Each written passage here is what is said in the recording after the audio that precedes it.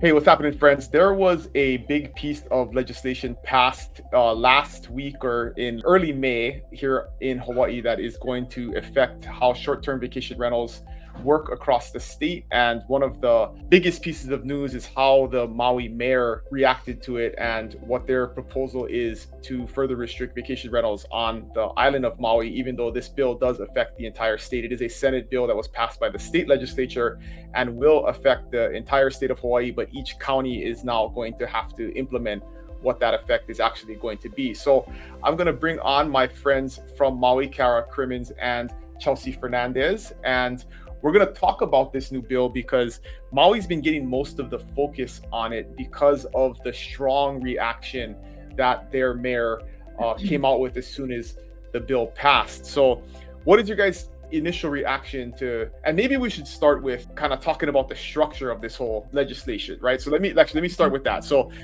this was a Senate bill that passed the state legislature, and it basically empowers the counties to further restrict vacation rentals in apartment zoned properties. And in the past, apartment zone properties were treated as like a resort or hotel zone property where short-term vacation rentals could not be regulated. And Maui has some specific examples of this that we'll go through here in a second. And so immediately the Maui mayor came out and reacted to this. And so Cara, what did the Maui mayor have to say as soon as this bill passed? That he wanted to move forward in having this go into implementation and do it quickly for the sake of the people here on this island. Okay.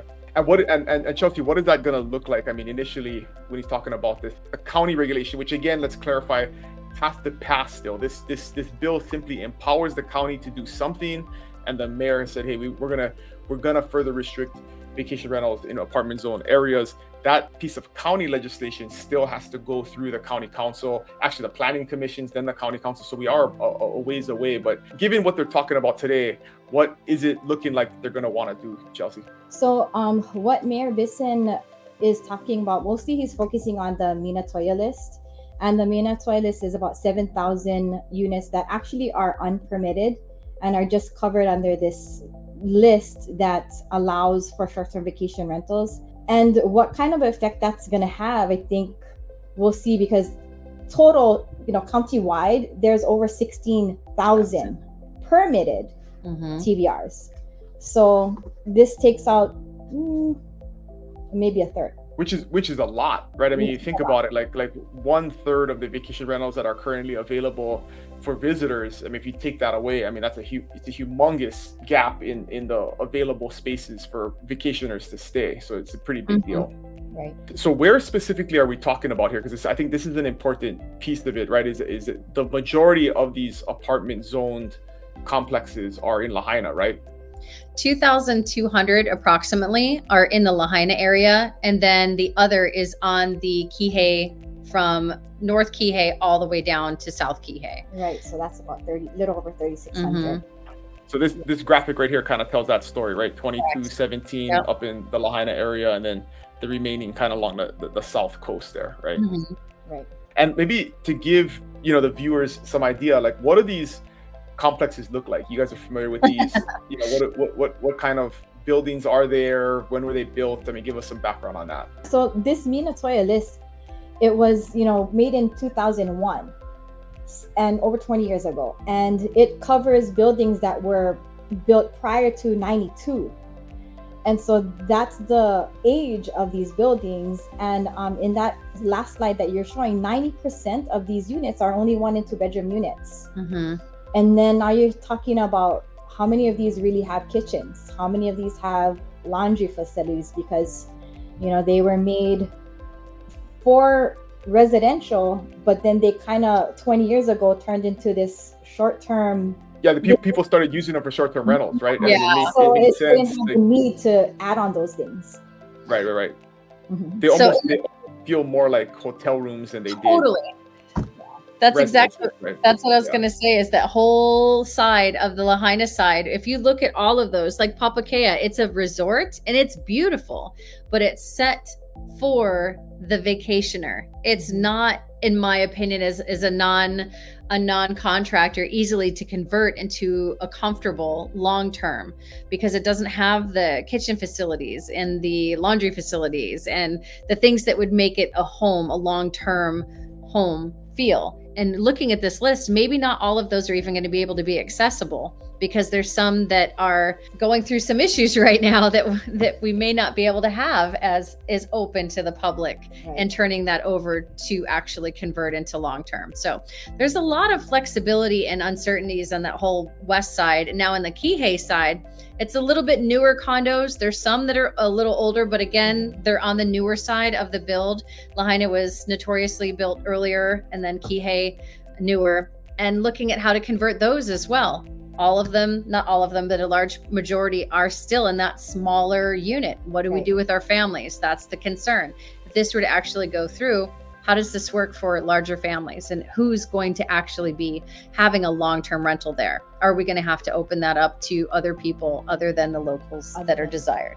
So, And maybe we should talk a little bit back, a little bit up from the real estate jargon about the Minatoya list. I mean, this was something that I learned recently during this whole process. I know it's something that we've all referred to a lot of times in the discussion of real estate. Is like, is it on the Minatoya list or is it not? And I thought it was interesting history to find out that it was something that back in 2001. So I mean, over 20 years ago.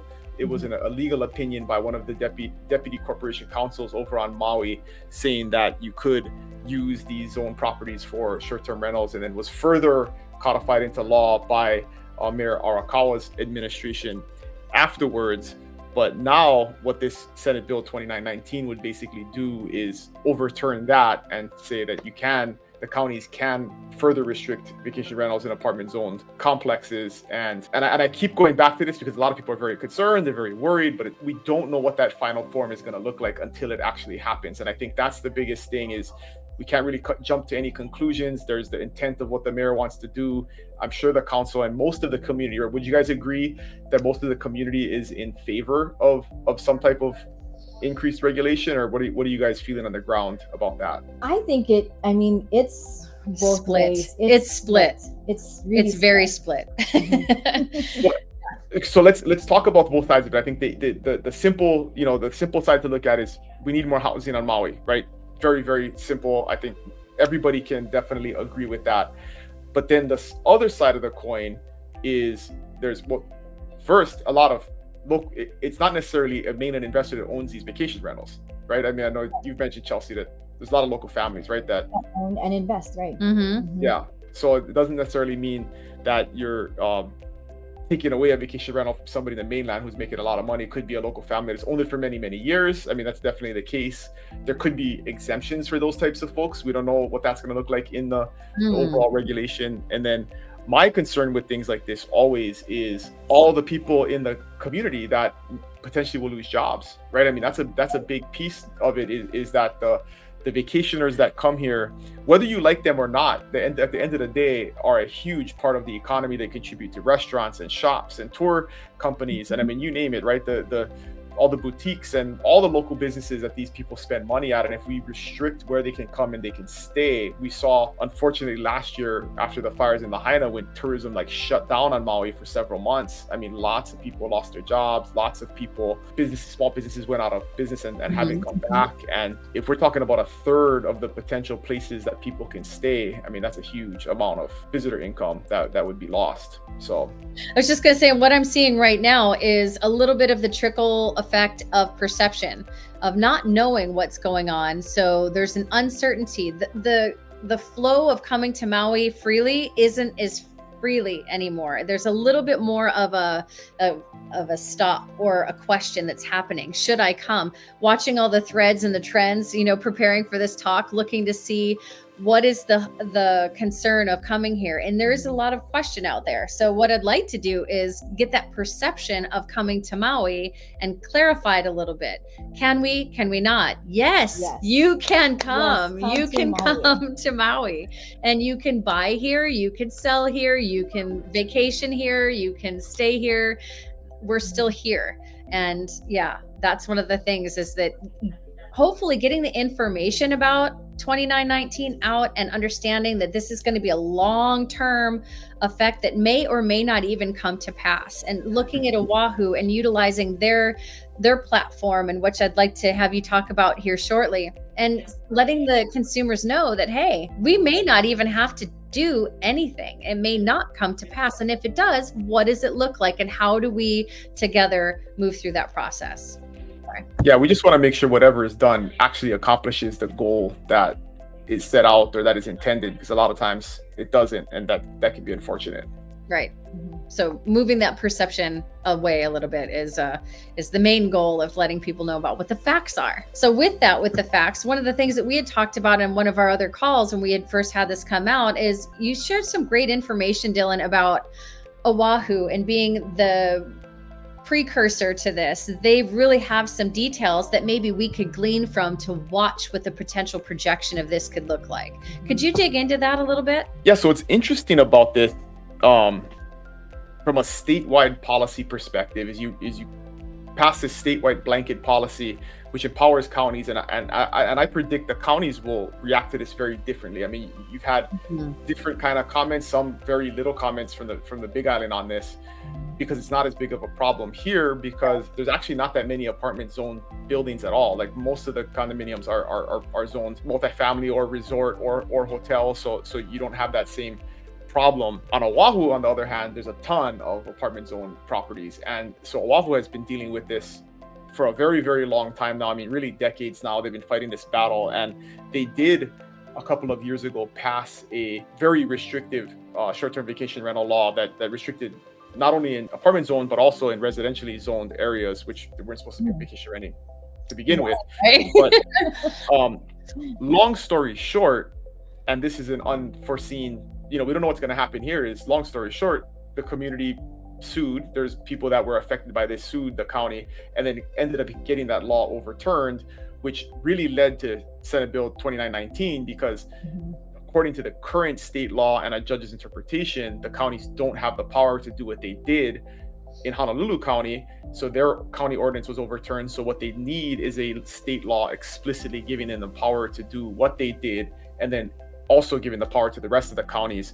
And that's basically the legalese behind how we got here, is because of the legal battles that have already been taking place on Oahu.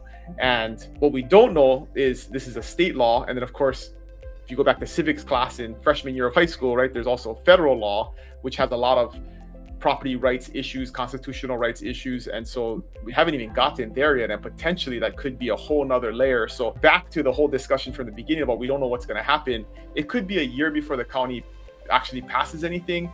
And then lawsuits could ensue, and it could be years upon years of legal battles before we see any type of conclusion. And so, yeah, jump into any type of like, hey, this is the way it's going to be, and I should make a decision. I should sell now, or I should buy now, or whatever whatever you're looking to do.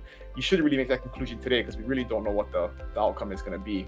Potentially 6 months or 6 years from now, we may not see this. And this has not been Chelsea, you've been born and raised here on the islands. Like this discussion has been happening for 40 years, our whole entire life, right? I mean, people have been arguing about this. So to say that this is going to be the end all be all solution is probably a mistake.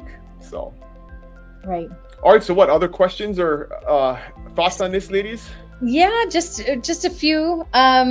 Kind of looking at, do you have any thoughts of how people would look at the market and how you feel that the market could be affected? What is your crystal ball moment, Dylan, as far as how you feel the market could be affected by this? So I think there's two parts to that. The first one is the initial reaction, if you look at it from the realtor standpoint, which doesn't really matter to most people, is that this does hurt people who own vacation rentals, right? It hurts their property value potentially. It's going to change the dynamic in a lot of those complexes and those buildings, and what the sales price and desirability is of those buildings. On the flip side of it, like I said initially when we had this discussion, it could be a good thing. I mean, we do need more inventory on Maui, right? Right now, the ability for someone to purchase a single family residence on Maui is greatly restricted by the number of properties that are for sale. Just looking today, there's like less than 400 properties for sale on the entire island of Maui. There's only like 174 that sold last month. So very, very low inventory environment for an island with 180,000 people. I mean, there's a lot of people there. And if you and if you look at the comparison, the Big Island's a very good comparison. We have maybe 10, 15, 20,000 more people. So it's about the same amount of population, but we have like 3 times as many sales and available listings on the Big Island. So Maui is really hurt by that, and that hurts the regular family that wants to buy something. So you can look at this on both sides. I mean, there's positives and negatives. I mean, property values may get hurt, but it may create more available housing. But I think you guys also talked about earlier the makeup of these properties, and is it the type of property that a family of 4 can live in comfortably? I mean, maybe if they're babies. If you have nothing else, maybe, right? But maybe. It could be their starter home. Yeah. Because then with that influx of available residential type condos, it might be more affordable for them. Yeah. Yeah, sometimes something is better than nothing, but at the same time, does it solve the long-term affordable housing crisis that not only Maui but the whole entire state has? But that's a question for another day, and a bigger discussion on that. I know that Maui's been hit in a lot of different ways, and we're all trying to do the very best we can to support our families here, and of course our industry in whole for tourism and having people come and love on Maui. So we just want to do what we can to get the information out there and let people know that we're still here, and come to Maui. Come to Maui. And so I think that's a good way to. Yeah, the sun still shines. Yes, absolutely. Still one of the most beautiful places on the earth. That's right.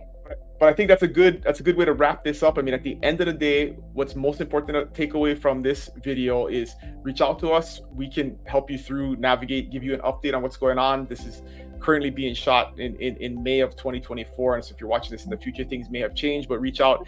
The most important thing is to have an expert on the ground that can help you, put you in the right direction, and give you the most up-to-date information. So if you all of our contact information will be in the comments below, and you can always reach out and I'll put you in touch with the ladies if you have any questions. So any final thoughts, you guys?